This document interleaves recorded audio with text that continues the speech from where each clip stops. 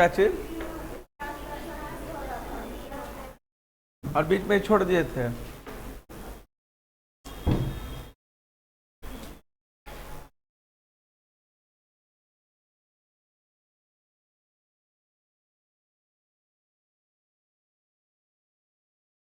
कुछ है भी नहीं, छोड़। चलो आज एक नया टॉपिक कुछ अलग हट के पढ़ाते हैं। बाल विकास बहुत पढ़े, आज हिंदी की तरफ लेके चलते हैं।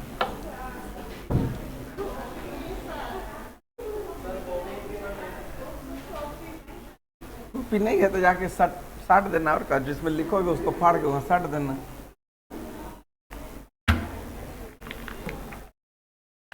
चलो वैसे भी आज कम ही लिखना है, इसीलिए टेंशन नहीं लेना है, ठीक है। कहे कि वो जो टॉपिक है ना उसको मुश्किल से 5 लाइन लिखवाएंगे, वो खत्म हो जाएगा, उसमें कुछ जान है नहीं और उसका क्वेश्चन। इसीलिए एक इंडिपेंडेंट टॉपिक पढ़ो ताकि तुम लोग को भी मजा आए। छुट्टी उट्टी इतना मना करके आए हो, ईद की छुट्टी, सरहुल की छुट्टी, अभी आने वाली है फिर एक और छुट्टी, ठीक है। जिस दिन रामनवमी हुआ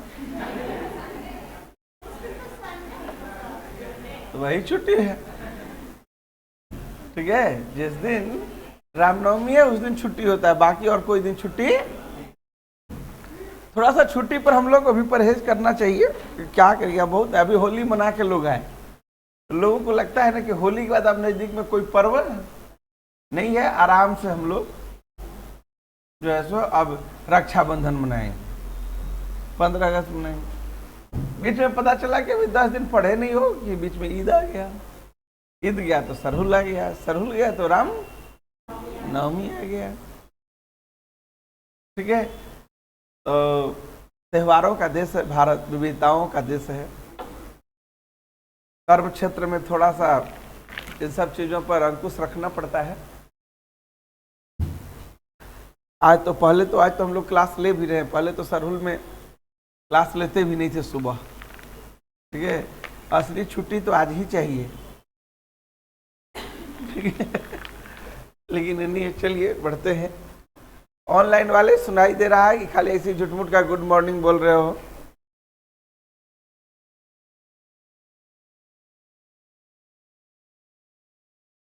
चलो, तो तुम लोग थके हुए दिल को थोड़ा आराम दो, और आज तुम लोग का जो भी सामान्य हिंदी चल रहा है, उस सामान्य हिंदी में आज एक टॉपिक, मजेदार टॉपिक है, मजा ही आएगा। और उस टॉपिक का नाम क्या है? अलंकार। पिछली बार जब हम लोग हिंदी की चर्चा कर रहे थे तो उसमें एक टॉपिक आनंद लिए थे जिसका नाम था रस। 1 2 नहीं, आप एक पर एक 11 रस का मजा लिए। और उसके बाद आ रहा है अलंकार। अलंकार का अगर शाब्दिक मीनिंग खोजा जाए जी कि इसका क्या मीनिंग होता है, तो इसका मतलब होता है आभूषण। आभूषण का मतलब होता है गहना, ठीक है। गहना एक ऐसा चीज है जिसे किसे नहीं चाहिए। आप सभी को आभूषण चाहिए, लेकिन किस लिए? बक्सा में रखने के लिए, पहनने के लिए। पहनने से क्या फायदा है? सुंदर दिखने के लिए। बड़ा तुम लोग का अनुभव है। सुंदर दिखने के लिए अगर आभूषण पहन रहे हो, यहां कहा जाता है कि अगर कोई साहित्य लिखा जाए, कोई गद्य विधा हो, पद्य विधा हो या काव्य लिखा जाए, तो उस काव्य का क्या आभूषण हो सकता है? काव्य कैसे?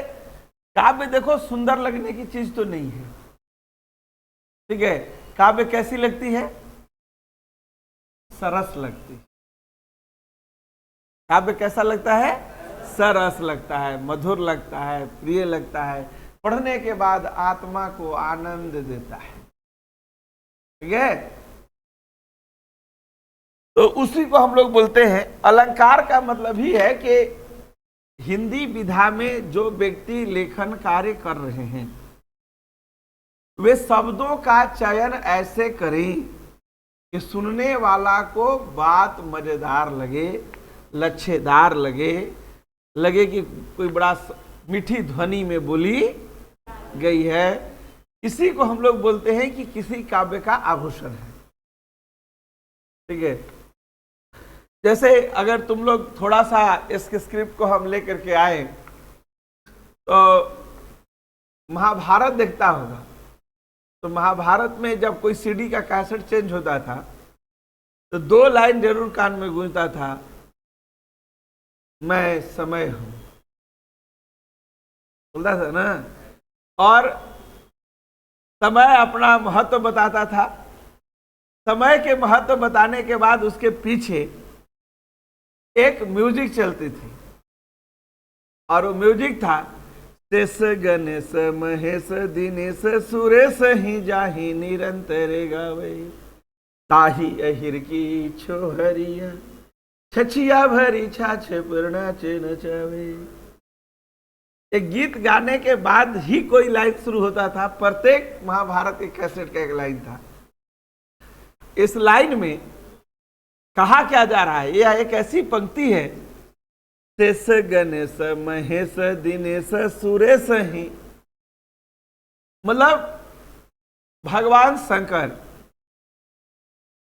ठीक है, इसके अलावे ब्रह्मा, इंद्र, ये सारी देवी देवता, शेष गणेश, गणेश मतलब गणेश भगवान, सुरेश, ठीक है, महेश, महेश मतलब तो जानते ही हो, दिनेश, ये सब इंद्र वरुण सभी देवी देवताओं का नाम है। जाही निरंतर गावे, मतलब भगवान विष्णु की उठ करके ये सभी देवी देवता डेली आराधना करते हैं।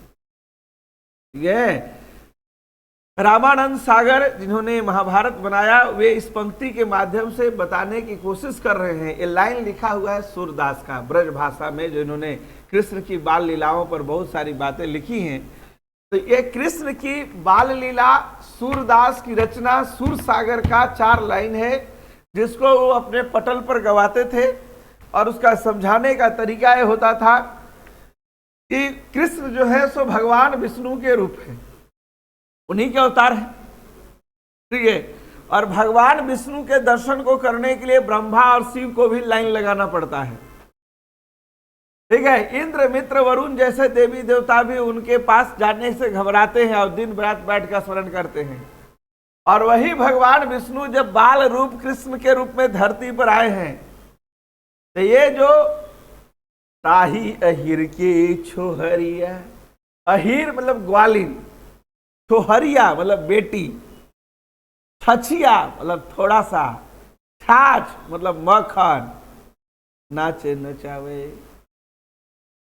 जिस भगवान विष्णु के दर्शन करने के लिए खुद शिव जैसे और ब्रह्मा को इंतजार करना पड़ता हो, और गोकुल की गलियों में चली जाओ तो यहाँ पर ग्वालिन की लड़कियां हैं, छाछ मतलब मक्खन, दही को मथ के थोड़ा थोड़ा हाथ में मक्खन लगाई हुई हैं, और मक्खन लेके कृष्ण कन्हैया को बुला रही है और कह रही है कि पहले नाच को दिखा तो तुझे माखन खिलाऊंगी, नहीं तो नहीं खिलाऊंगी। और कृष्ण नाच रहे हैं तब वो माखन दे रही है खाने के लिए। उसी लाइन को उन्होंने पंक्ति में लिखा कि शेष गणेश महेश दिनेश सुरेश ही जाही निरंतर गावे, ताही अहिर की छोहरिया छछिया भरी छाछ पर नाच नचावे। जो इस जगत को संचालन करने वाला ईश्वर है भगवान विष्णु, जिनके अवतार हैं कृष्ण, जिनके दर्शन के लिए देवी देवता साधु संत सन्यासी सब तरसते रहते हैं। और वो कृष्ण की स्थिति क्या है कि वे गली गली में नाच रहे हैं, तो ग्वालिन की लड़कियां थोड़ा सा मक्खन खिला दे रही हैं, और वो भी कह रही है कि 1 स्टेप 2 स्टेप 3 स्टेप 4 स्टेप पहले पूरा नाचो तब मक्खन दूंगी, और भगवान नाच रहे हैं। यह प्रभु की बाल लीला है। ठीक है, लेखक क्या किया, यहां अलंकार कहां था? यहां अलंकार था शेष गणेश महेश दिनेश सुरेश। ये 5 वर्ड के लास्ट में क्या है? स स स स स है। लेखक चाहता तो बोल सकता था शेष गणेश, तो गणेश को तो गणेश बोलियो देता, महेश को बोल देता शंकर। गणेश, शंकर, इंद्र निरंतर गाते हैं, ठीक है। और देखिए तो मजा नहीं आता। अलंकार यही ना हुआ कि शेष गणेश महेश दिनेश स स स स, सब वर्ड के लास्ट में स। ताही अहिर की होहरिया छ, छछिया छ, छाछ छाछ को मक्खन भी तो बोल सकते थे, लेकिन उन्होंने लय बनाया, ताल बनाया कि ताही अहिर की छोहरिया छछिया भरी छाछ पर नाच। तो अलंकार इसी को बोलते हैं कि जब एक ही शब्द बार बार रिपीट करे और सुनने के बाद उससे बड़ा अच्छा ध्वनि प्रकट हो तो उसे हम क्या कहते हैं? अलंकार। अब क्या है कि अलंकार जब पढ़ने के लिए जाओगे तो अलंकार के 3 भेद होते हैं। एक बोलते हैं कि शब्दा अलंकार, मतलब जिसके शब्द में ही अलंकार है। दूसरा होता है अर्था अलंकार, मतलब उसमें अर्थ जानते हैं तब अलंकार का पता चलता है। और दूसरा होता है उभया अलंकार, ठीक है, शब्द में भी मजा है और अर्थ का भी अपना ही मजा है, ठीक है। तो उभया अलंकार भी लगभग सभी जगह पाए जाते हैं। जैसे मान लो कोई बोले नील कमल सी मुख प्रभा तरस सुधा के बोल, तो तुम लाइन को सुना, तुमको कुछ पता नहीं चला, तो तुमको मजा नहीं आया। इसका मतलब इसके शब्द में कोई अलंकार नहीं था। अब जब इसका मीनिंग बताएंगे तो आपको पता चलेगा कि इसका बड़ा अच्छा अर्थ अलंकार है। वो बोला नील कमल सी मुख प्रभा, जब भी मैं उस लड़की को देखता हूं तो लगता है कि उसके चेहरे पर कोई खिलता हुआ गुलाब। नील कमल, पीछे का बैकग्राउंड पूरा नीला है और पूरे नीले आसमान में से निकल करके एक खिलते हुए गुलाब की भांति बाहर निकलती है, मोहित करती है। और जब वो बोलती है तो लगता है कि उसके मुंह से अमृत का बूंद टप टप छू रहा है। ये तो जब इसका अर्थ जाने तो ज्यादा आनंद आया। जब हम शब्द बोले तो आनंद वही ना बोल रहा है। नील कमल सी मुख प्रभा तरस सुधा के बोल। आपको नहीं समझ में आया तो आपको मजा नहीं आया। इसी चीज को अगर मीनिंग करके बताया जाए, इसका अर्थ करके बताया जाए, तो हो गया कि जब भी मैं अपनी प्रेमिका को देखता हूं तो लगता है कि नीले आसमान के बीच में एक कोई खिलता हुआ गुलाब है जो हमारी ओर आ रहा है और के मुंह से वचन निकलते हैं तो लगता है जैसे, ठीक है, उसके मुंह से अमृत की बूंदें टपक टपक के धरती पर गिर। शादी के पहले सब बूंद वैसा ही होता, शादी के बाद वो बूंद का केमिकल रिएक्शन होता है और उसकी दुनिया बदल जाती है।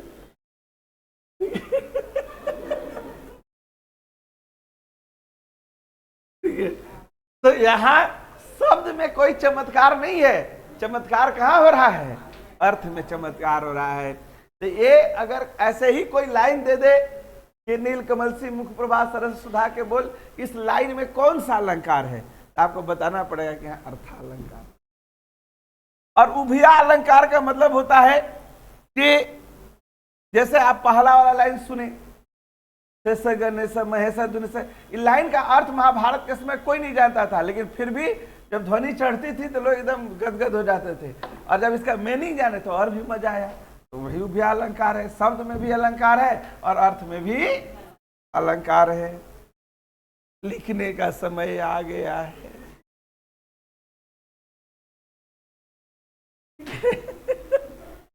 लिखिए अलंकार और डैश दीजिए।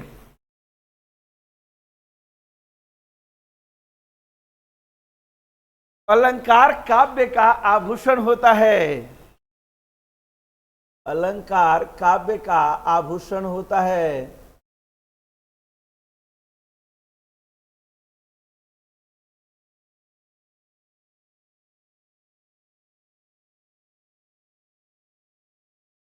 व्यवहारिक जीवन में जैसे, व्यवहारिक जीवन में जैसे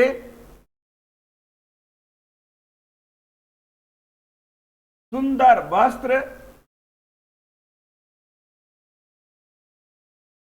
सोने चांदी से निर्मित आभूषण,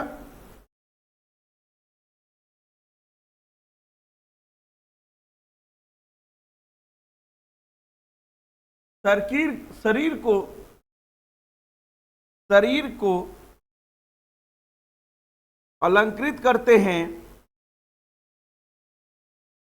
शरीर को अलंकृत करते हैं। ठीक उसी प्रकार, ठीक उसी प्रकार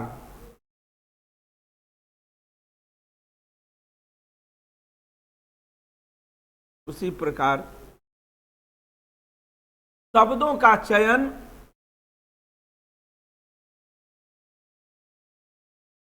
तथा उनसे निकलने वाला भावार्थ, तथा उनसे निकलने वाला भावार्थ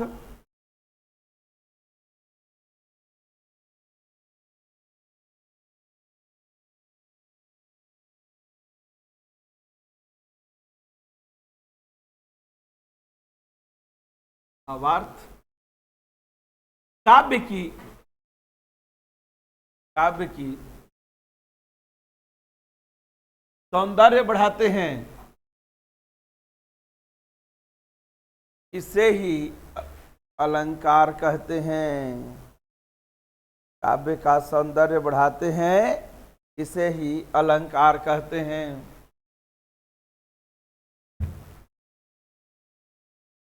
अगला पॉइंट में जाइए। अलंकार के 3 भेद हैं।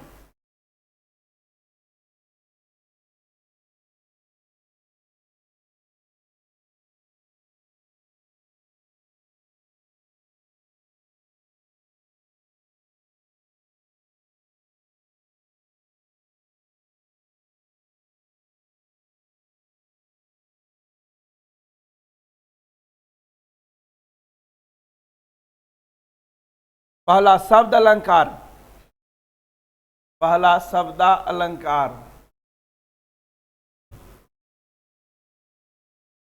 लिखिए, जिस काव्य में शब्दों के प्रयोग के कारण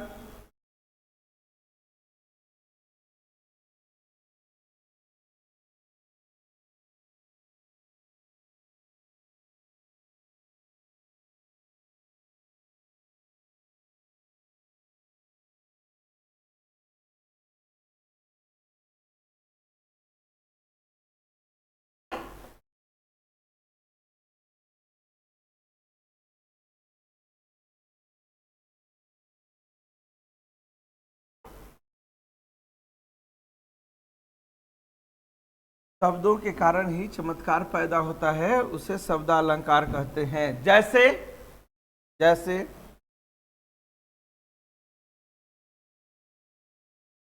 क्या? अच्छा, उसके आगे नहीं लिखे हैं। कारण चमत्कार उत्पन्न होता है, चमत्कार उत्पन्न होता है,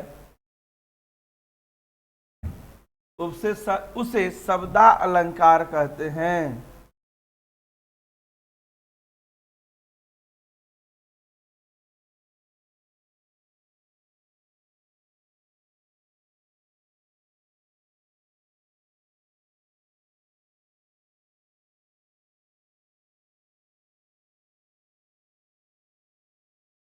शब्दा अलंकार कहते हैं। जैसे एग्जाम्पल लिख लीजिए। शेष, गणेश, महेश, दिनेश, सुरेश, स गणेश महेश दिनेश सुरेश ही जाहि निरंतर गावे।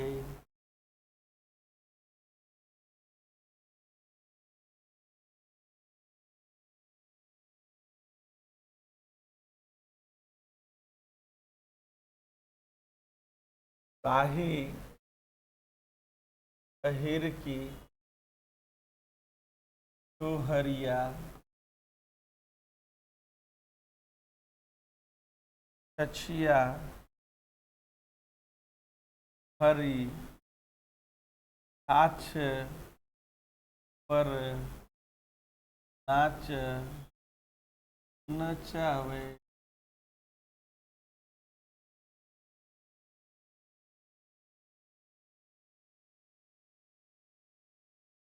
अगर आप हिंदी ग्रामर के दृष्टिकोण से देखेंगे तो शेष गणेश महेश दिनेश सुरेश हिसाबे गलती लिखा हुआ है, लेकिन ये अपभ्रंश भाषा है। सूरदास ने रचना मथुरा में बोली जाने वाली ब्रज भाषा में किया है और उस ब्रज भाषा में इसका उच्चारण भी यही होता है और लिखावट भी यही होता है। क्या है? तो यहां शब्द चमत्कार ला रहे हैं। अगर मान लो शेष के हिंदी में हम लोग यहां लिख दें अपना कर्म किस्मत से, क्या लिख दें, इस शेष के जगह पर लिख दें नाग देवता, गणेश के जगह पर लिख दें लंबोदर देवता, महेश के जगह पर हम लिख दें शंकर देवता, दिनेश के जगह पर लिख दें चांद देवता और सुरेश के जगह पर लिख दें इंद्र देवता। तो सुनने में क्या आएगा, दिमाग का देवता भाग जाएगा। ठीक है, लेकिन उन्होंने इन शब्दों का चयन नहीं किया, उसके जगह पर उन्होंने एक ऐसे शब्द का चयन किया जिससे कि लोगों को सुनने में बात अच्छी लगे। दूसरा लिखे अर्थ अलंकार।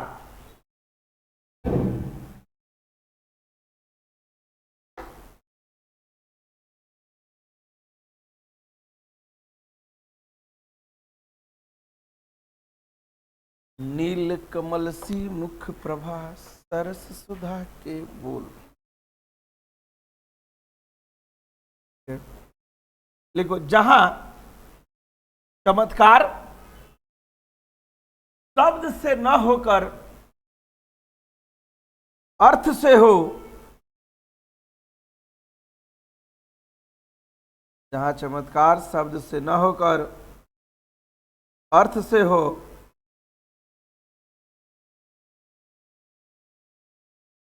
उसे हम लोग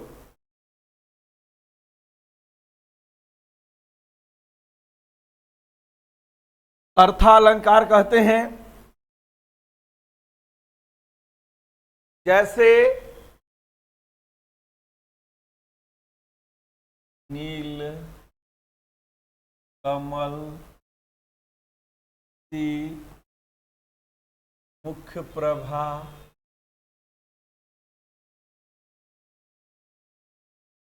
सरस सुधा के बोल। सुधा का मतलब होता है अमृत, ठीक है, और सरस का मतलब होता है मीठा।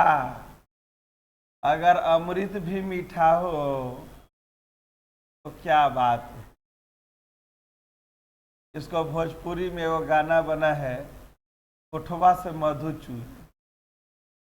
नहीं जी, आज तुम लोग तो नहीं पढ़ेगा कि तुम लोग के बाल बच्चा के तक पढ़ने तक भोजपुरी जरूर 8वां सूची में जाने वाला है, क्योंकि जो सबसे अगली भाषा जो डिमांड हो रही है कि संविधान के 8वीं सूची में अगर कोई भाषा जाए तो सबसे बड़ी भाषा में भोजपुरी भाषा है। और सोच लीजिए अब तो आईपीएल का कमेंट्री भी होता है ना जी भोजपुरी में, हैं? और जब कमेंट्री होता है तो उसके एक साथ देखने वाले दर्शकों की संख्या 12 करोड़ तक चली जाती है। ठीक है, तो इस भाषा का महत्व सबसे तेजी से उभर करके सामने। वैसे भोजपुरी को माना जाता था कि बहुत ही प्यारी और मीठी भाषा है, और इसका अपना ग्रामर चूंकि मानकीकरण नहीं हुआ था इसलिए नहीं शामिल हो रहा था। लेकिन सबसे ज्यादा बोला जाने वाले समूह में भोजपुरी एक ऐसा भाषा है जो करीब 66 देशों में बोला जाता है। एक ऐसा देश भी है जिसकी राजभाषा ही भोजपुरी है, उसका नाम है मॉरिशस। मॉरिशस, वहां के जो राष्ट्रपति हैं वो भी बिहार के ओरिजिन यहीं के रहने वाले हैं। इस भाषा का डिमांड बहुत तेजी से पड़ेगा। तो जब भोजपुरी में तुम लोग को पढ़ना पड़ेगा कि अलंकार क्या होता है, ठीक है, यही गाना समझ तुम लोग को जरूरत पड़ेगी। आगे बढ़ते हैं। इसका अर्थ लिखना है तो लिख लीजिए, लिखिए। इसका अर्थ है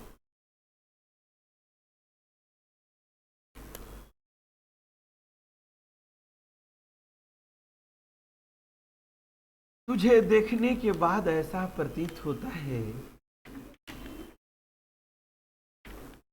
खुद को संभालो और लिखो। तुझे देखने के बाद ऐसा प्रतीत होता है,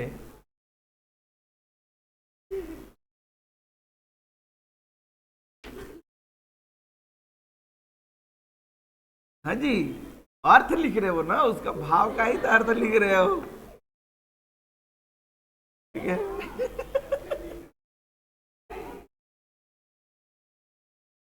अरे तुम लोग इसको दिल से मत लो, कलम से लो, लिखो, ठीक है। तुझे देखने के बाद ऐसा प्रतीत होता है, मानो मानो नीले आसमान में, नीले आसमान में एक खिलता हुआ गुलाब, एक खिलता हुआ गुलाब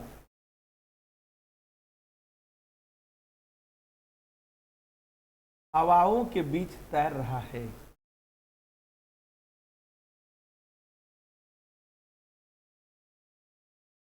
हवाओं के बीच तैर रहा है, और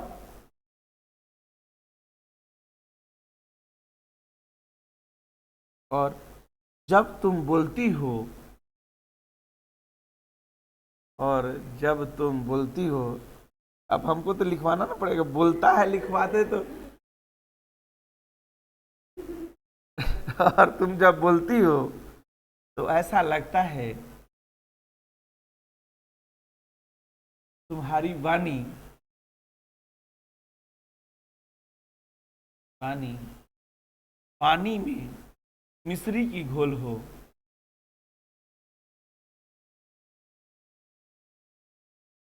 की घोल हो,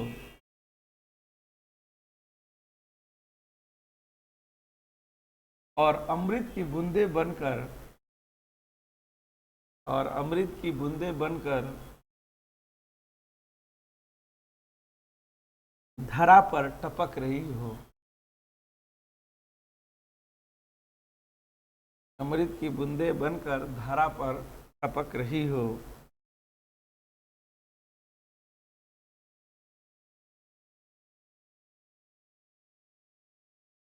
सोचो, जब तुम लोग को लिखने में इतना दिक्कत हुआ तो बोलने में कितना दिक्कत होगा। तारीफ तो मुंह से निकलता नहीं है, और चाहते हो कि नाश्ता 9 बजे बन जाए। आगे बढ़ो। ये अर्थ अलंकार है, मतलब यहां शब्द का अपना महत्व है, लेकिन शब्द से भी ज्यादा महत्व है कि इससे जो भाव उत्पन्न हो रहा है वो ज्यादा महत्वपूर्ण। उभया अलंकार, तीसरा में लिखिए उभया।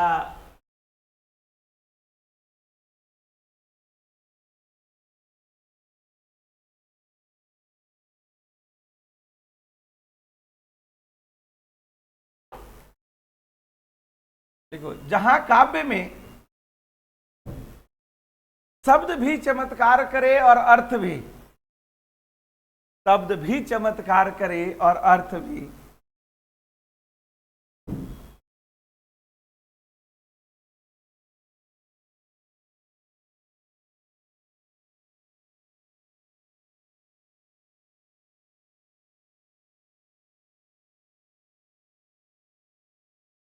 चमत्कार करे के उसे उभया अलंकार कहते हैं, जिसका उदाहरण लिखने की जरूरत नहीं है, जिसे उभया अलंकार कहते हैं। आगे बढ़ते हैं। अब आप लोग को पढ़ना ये है कि जो शब्दा अलंकार था, समझ रहे ना, इस शब्दा अलंकार के भी तीन भेद होते हैं। एक को बोलते हैं अनुप्रास, तो लोग तो इसको सुना नहीं है, लेकिन जिंदगी भर चमनप्रास खाया है। दूसरा वर्ड जो है उसे बोलते हैं यमक, और तीसरा को बोलते हैं क्लेश। अनुप्रास, यमक और श्लेष, तीन वर्ड हैं, और उसी के आधार पर अब हम लोगों को अनुप्रास, जहां लिखे हो, ज्यादा बड़ा नोट्स को न करते हुए यहीं पर लिखो, वर्णों की आवृत्ति,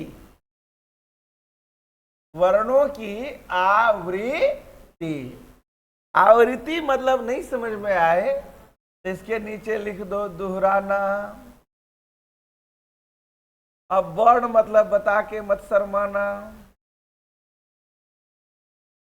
क ख ग घ अंग छ छ ज झ इया ट ठ ड ढ न त थ द ध न प फ ब भ म, सब क्या है? वर्णहीन है। तो इन्हीं वर्णों की आवृत्ति मतलब ऐसे वर्णों को दोहराव को अनुप्रास कहते हैं। तो अभी जो आप लोग ऊपर में पढ़े शेष गणेश महेश दिनेश सुरेश, इसमें स वर्ण की क्या थी? आवृत्ति थी। स 5 बार आया। छिया भरी छा छ परत छ छ यहाँ भी तोहरिया छछिया छाछ छ छ छ। तो जब एक ही वर्ण बार बार आए और उससे जो वाक्य बने वो बड़ा मीठा ध्वनि दे तो उसे हम क्या कहते हैं? ठीक है। अब मान लीजिए आप सोच रहे होंगे तो क्या आप पुरनके पर काम चला लीजिएगा? तो हम पुराना पर काम नहीं चला रहे हैं, एक और आप लोगों को लिख दे रहे हैं वर्णों की आवृत्ति वाला उदाहरण। लिख देना, देखिए मुदित महीपति,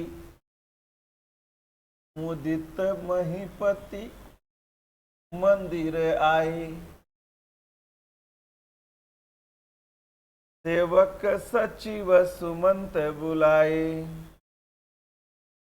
सेवक सचिव सुमंत बुलाए। लग रहा है भक्ति भजन चल रहा है। प्रैक्टिस कर रहे हैं दूसरे चरण में जाने का।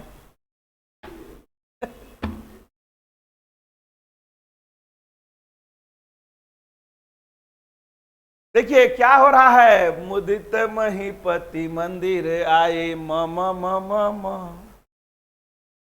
सेवक सचिव सुमंत बुलाए स स स स, है ना? वर्णों की आवृत्ति हो रही है। यहाँ म है और म है, यहाँ स है और स है कि नहीं है?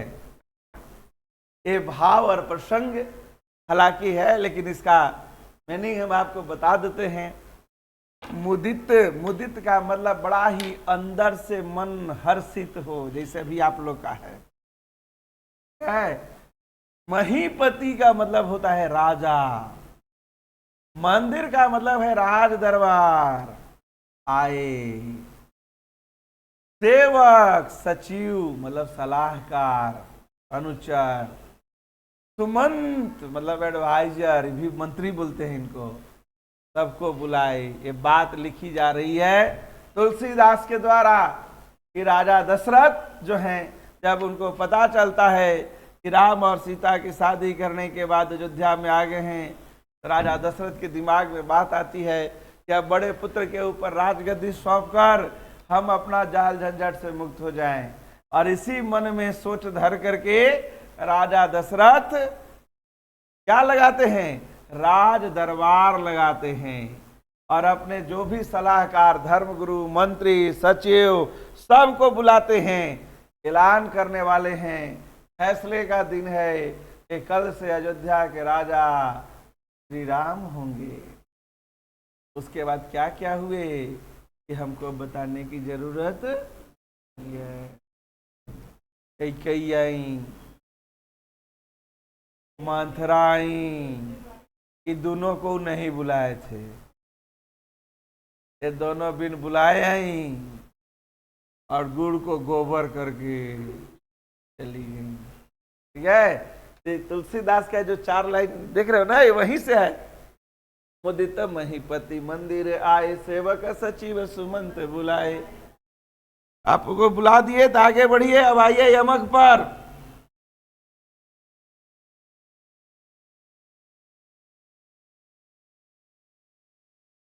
देखिए, यमक का मतलब होता है शब्द एक, अर्थ दो। खाने को दो वाला दो नहीं, तो शब्द एक, अर्थ तो। उदाहरण लिखिए, कनक कनकते 100 गुनी, मादकता अधिकाए, एक खाए बोराए जगह, दूजे पाए बोराए। नहीं समझ में आया? देखिए, कहता है कनक कनक ते 100 गुनी, मादकता अधिकाए, एक खाए पौराए जगह, और दूजे देख बौराए। इसका मतलब ये हुआ कि इसमें कनक एक वर्ड है और कनक एक और वर्ड है। इस कनक का मतलब होता है सोना और एक कनक का मतलब होता है धतूरा। कनक कनक ते 100 गुनी, मादकता अधिकाय, मतलब दोनों में ही गजब का नशा है, नशा ही नशा है। धतूरा खा लीजिए तो पगला जाइएगा। एक खाए पौराए जगह, संसार में एक को, धतूरा को कोई खा ले तो क्या हो जाएगा, पागल हो जाएगा। और दूजे, दूसरा, देखने से ही आदमी पगला जाता है। और किसी को 1.5 किलो सोना दे दो, हार्ट अटैक धक्स जाता है, कहां से आ गया। ठीक है, तो उसी को बताया है, कनक कनकते 100 गुनी, मादकता अधिकाए, एक खाए बोराए जगह, दूजे देख बौराए। है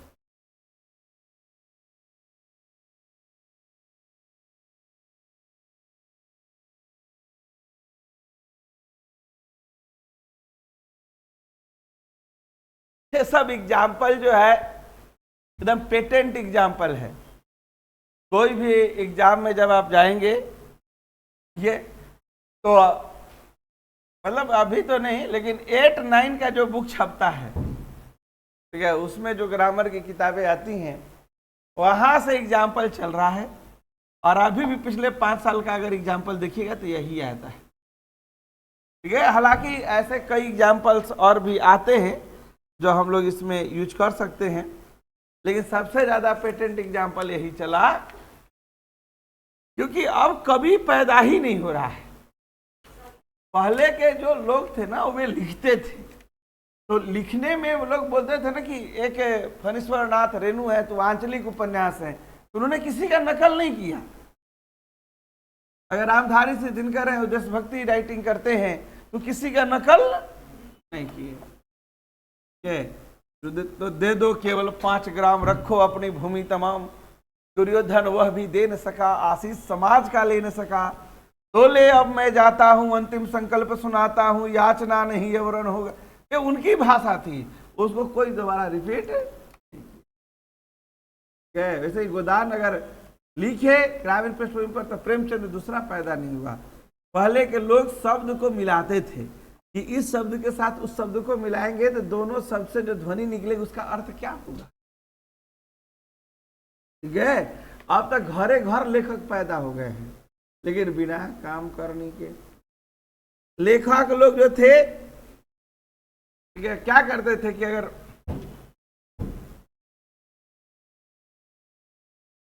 पहले शब्दों का फ्यूजन करके नया शब्द बनाते थे, अब अभी के क्या करेंगे लोग, माता पिता फ्यूजन करके बाल बच्चा पैदा कर देंगे। पिता का नाम है अनुपम, माता का नाम है प्रिया, बेटी हो गई अनुप्रिया।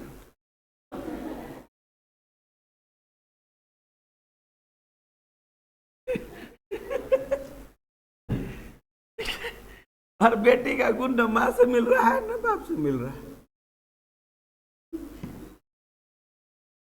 यू से भी बड़ा टेंशन का बात।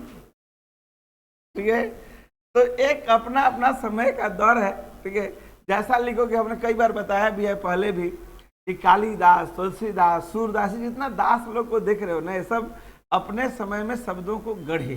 जैसे अगर महिला की कोई खूबसूरती का विवेचना करना हो तो चाहे वर्ड सुनते हो मृगनयनी, गजगामिनी,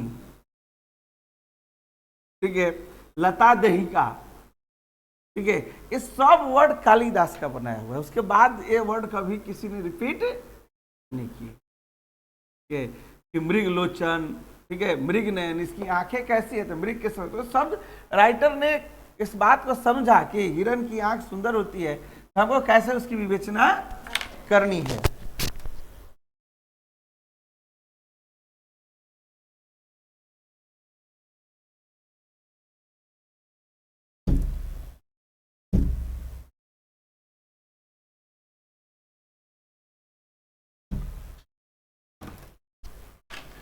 तो उन लोगों ने उस शब्द को गढ़ा।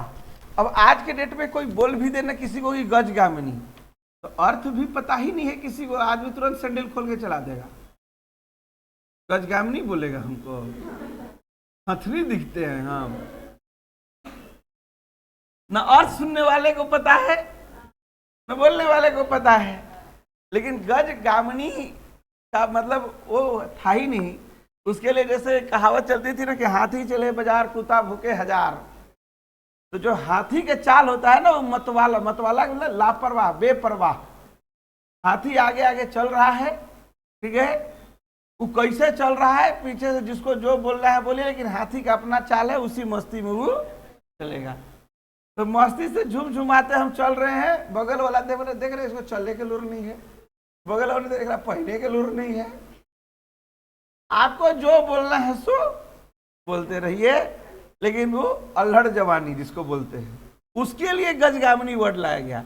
आज के लोग बहुत सारा इसका मीनिंग समझ रहे थे कि कोई आदमी बहुत मोटी लड़की है उसको जाके बोल देता, अगर बोल नहीं जाइएगा मोटी लड़की को तो लाते जूता ना खाइएगा।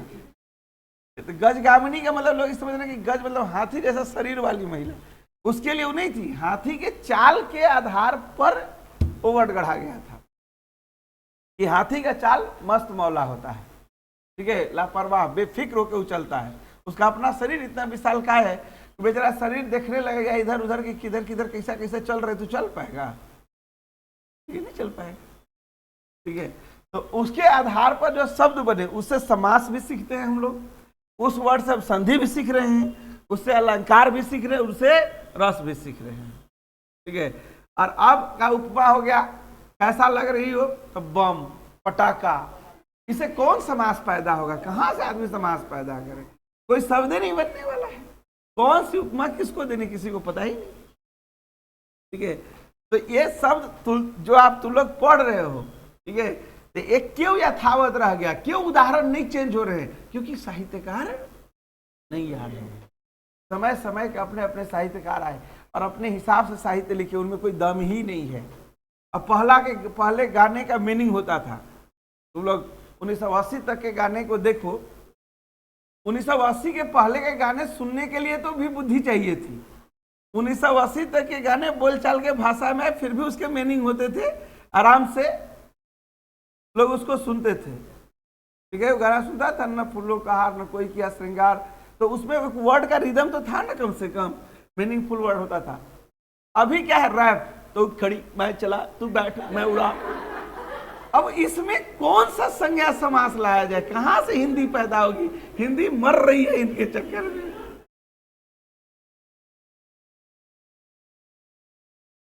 ठीक है, तुम अपने हिसाब से देखो ना, जब तुम्हारे उम्र का जो साहित्य बढ़ रहा है, उसमें कोई नयापन है ही नहीं और कोई सृजन नहीं है। हम लोग मान के चलते हैं कि साहित्य मतलब जो सबके समझ में आ जाए। साहित्य इसका नाम, साहित्य का एक भाव होता है, भावार्थ। इसीलिए पहले कोई भी साहित्य हम लोग के पास आता था तो सबसे पहले छोटा छोटा एग्जाम्पल आता था, कुंजिका आता था, किताब के नीचे लिखा हुआ था भावार्थ, मतलब इसका आप कैसे समझ जाइएगा इसका अर्थ, मैं चला तू खड़ी। ठीक है, वो नहीं चल रहा है तो उसका भावार्थ रहता था कि आप इसका मीनिंग समझिए। लिखते थे जयशंकर प्रसाद, हिमाद्री तुंग श्रृंग से प्रबुद्ध शुद्ध भारती, स्वयं प्रभा समुज्ज्वला स्वतंत्रता पुकारती। तो हिमाद्री का मतलब है हिमालय, तुंग का मतलब होता है बताइए पर्वत, श्रृंग का मतलब होता है शिखर। ठीक है, एक एक वर्ड का, हिमाद्री तुंग श्रृंग से मतलब हिमालय के पर्वतों के शिखरों से आवाज आ रही है कि भारत को आजादी चाहिए। ठीक है, तो उनके पास जो शब्द थे उस शब्द को बाद में विकसित, वो बंद हो गए। अभी कौन तो उसमें लिखी थी वह। ठीक है, कि यही उदाहरण बचपन से पढ़ रहे, इसीलिए हम बताया कि नया उदाहरण पैदा कहां से होगा। ठीक है, जब साहित्यकार पैदा होंगे तो नए शब्द आएंगे। अब साहित्यकार पैदा नहीं हो रहे। यमक के बाद लिखिए श्लेष। तीसरा उदाहरण क्या है, श्लेष।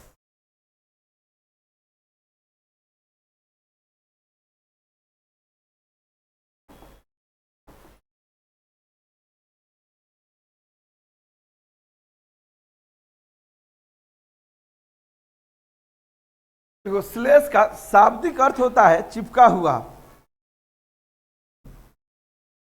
श्लेष का अर्थ है चिपका रहना।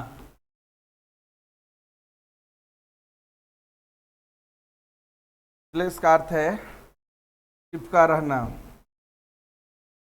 इसका व्याख्या होता है शब्द एक, अर्थ अनेक। शब्द एक, अर्थ अनेक।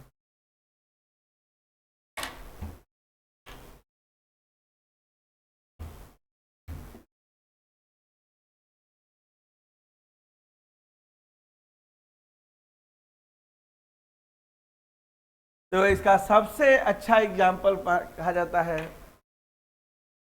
रहीमन पानी राखियो बिन पानी सब सून। रहीमन पानी राखियो बिन पानी सब सून। पानी सब सून। पानी गयो न उबरे, पानी गयो न उबरे। मोती मानुष चुन, मोती मानुष चुन।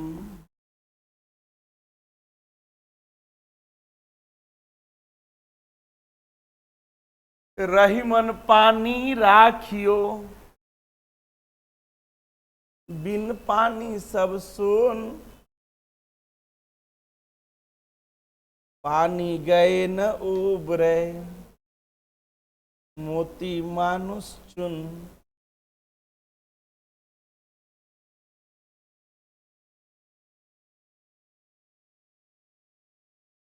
समझ गए बात को? क्या कह रहा है? यहां एक वर्ड आया है और वर्ड है पानी।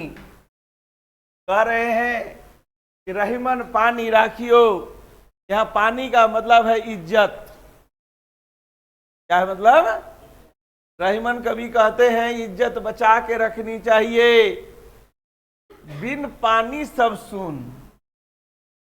बिन पानी सब सुन। बिना पानी के सब सुना हो जाता है। मनुष्य के पास धन हो, दौलत हो, घर हो, गाड़ी हो, बंगला हो, लेकिन इज्जत नहीं हो तो कोई काम का चीज नहीं है।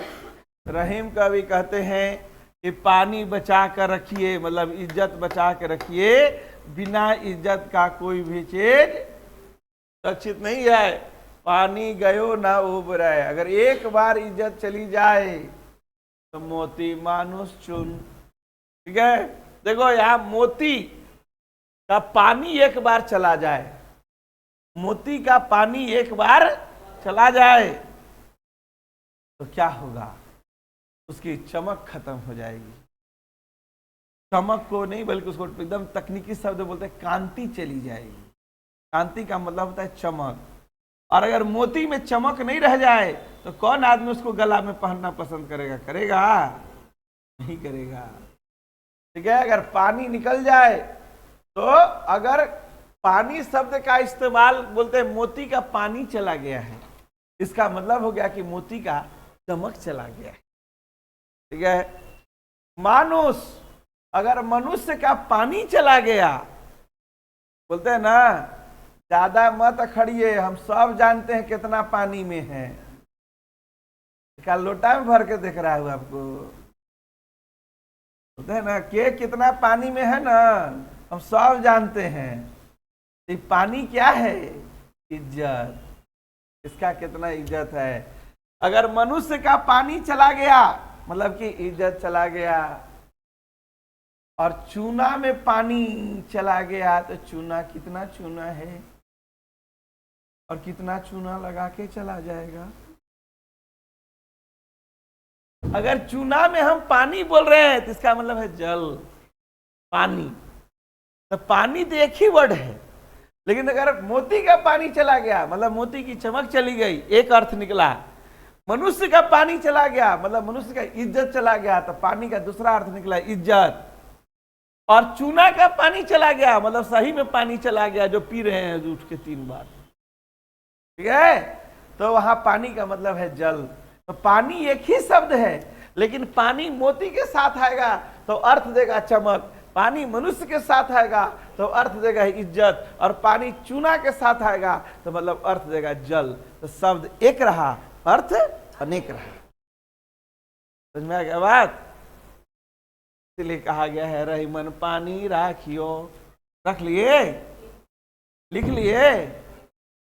ये काम में तो आप लोग एकदम भगवान से भी आगे।